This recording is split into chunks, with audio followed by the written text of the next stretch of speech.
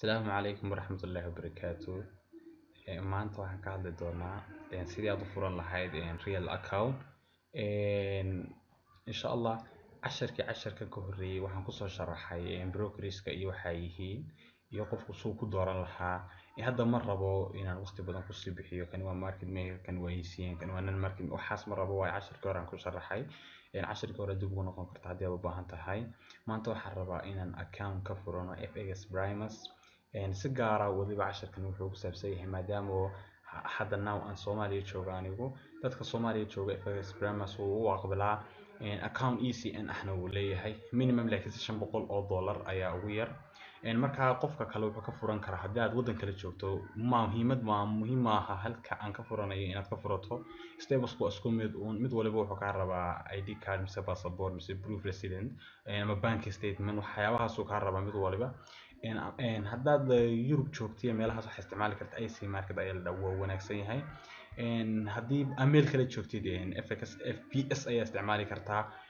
ICM Capital baa isticmaali kartaa. way badan yihiin brokersku, adiga ayay kugu xidhan tahay. laakiin maanta waxaan rabaa inaan FX Primus account ka furano. marka FX Primus marka aad doonaysid inaad account ka furato waa optional. laba option waa haysataa. Anu hadda waxaan soo diyaarsaday ID-ga xaggiisa hore iyo xaggiisa dambe iyo warqad Swift code iyo mid bank statement ah. afartaas soo diyaarsaday si aanan iskugu dahdaahinba, ma fahamtay? Marka afartaas haddaad soo diyaarsatay waa okay. haddii kalena hadhow marka account ka samaysato kadib waad soo gelin kartaa inta. And then marka waxaan odhan doonaa open a new account ama account cusub ii fur baan odhan doonaa. La soco insha Allah. daaqadan wayna keenay. marka waxaan naga rabaa first name, halkan magaca koowaad buu naga rabaa. last name buu naga doonayaa. email buu naga doonayaa. email dabcan shaqeynaya oo saxa oo code lagu diro si loo active gareeyo. country iyo Soomaaliya. anu hadda dabcan Soomaaliya jooga, Soomaaliya ku taagan. halkan lambar baad gelin doontaa. and then username baad ka samaysan doontaa. ugu dambeyntii password baad gelin doontaa iyo waxaan xaqiijin doonaa inaynan ahayn robot. sidaas ayaan ku diri doonaa oo aan information ka kala dooni doonaa. bal marka aan geliyo halkan Maxamed aan laada halkan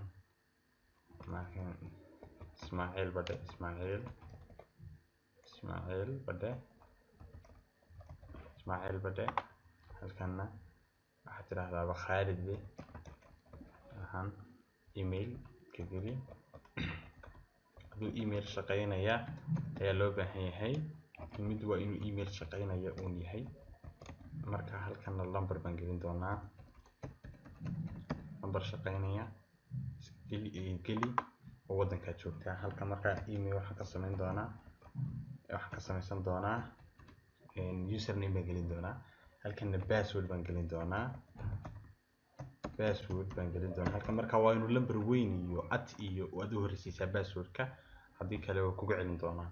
marka halkan ayaan tigta saarayaa I am not a robot ku qoran tahay. and then waxa uu yidhi work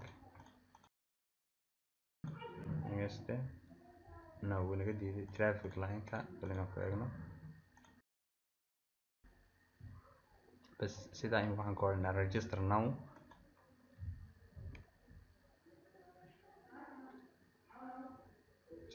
baan odhanayaa. marka wuxuu yidhi imika waa thank you, congratulations on registration with FX Primus. marka wuxuu yidhi waa ku mahadsan tahay hambaliyo waad iska diiwaangelisay FX Primus. marka wuxuu yidhi receive the email. marka emailka ayaan kugu diray buu leeyahay linkii ee halkaa u doono. marka daaqadan waan ka dhamaysanay iska soo xidh. emailka ayaan tegi doonaa. waa kan emailka ku soo diray. ku dhufo kabacdi waxa ku sii dhufataa verify my email address. marka waxaan sugi doonaa daaqada uu inoo soo kiciyo ayaan sugi doonaa.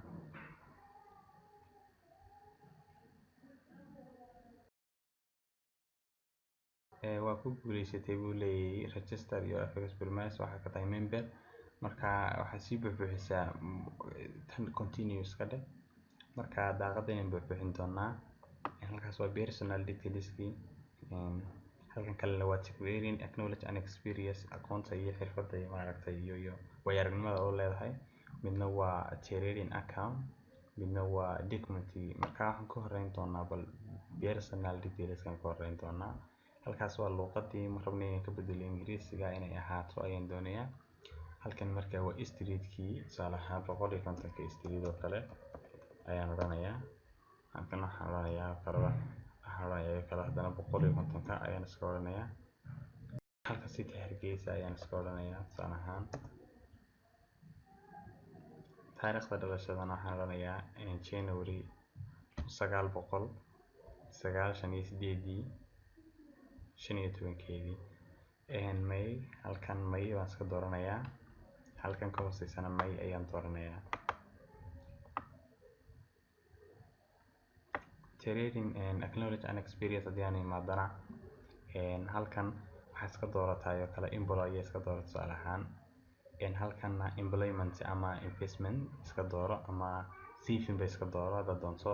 level of education ka haddaad tahay secondary, haddaad tahay high school, haddaad tahay bachelor degree tusaale ahaan bachelor degree baan dooranayaa.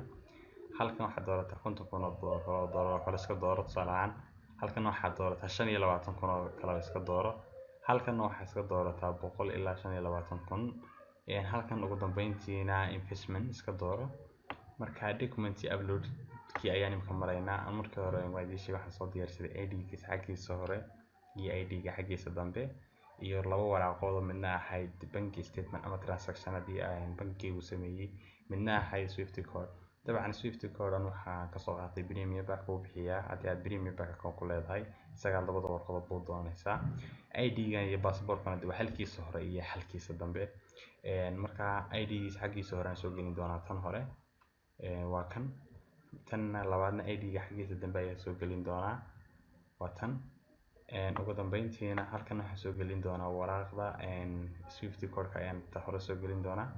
tan labaadna waxaan soo gelin doonaa waraaqda kale ee bank statement-ka. ugu dambeyntiina trading account-ka ayaan eegi doonaa. marka muhiimaddu waa halkan. haddii aan idhaa imika ECN tusaale ahaan wuxuu ku leeyahay 500 minimum deposit waa $500. marka $500 haddaad aanad ku bilaabayn oo aad variable period oo kala doorato akhbaarta wanaagsan waxa weeyaan waxaad samayn kartaa kale 200 300 haddaad ku shubayso oo aad 500 aan haynin dadku isku jaab maaha ma ogtahay. waad korinaysaa upgrade waxa la yiraahdaa sameeyaan. marka upgrade baad samayn kartaa hadhow toole hadda. markaan imika ECN baan u baahanahay. ECN baa wanaagsan. marka halkan waxa leverage wax iska doorataa ilaa 1000 ilaa 500 baa wanaagsan.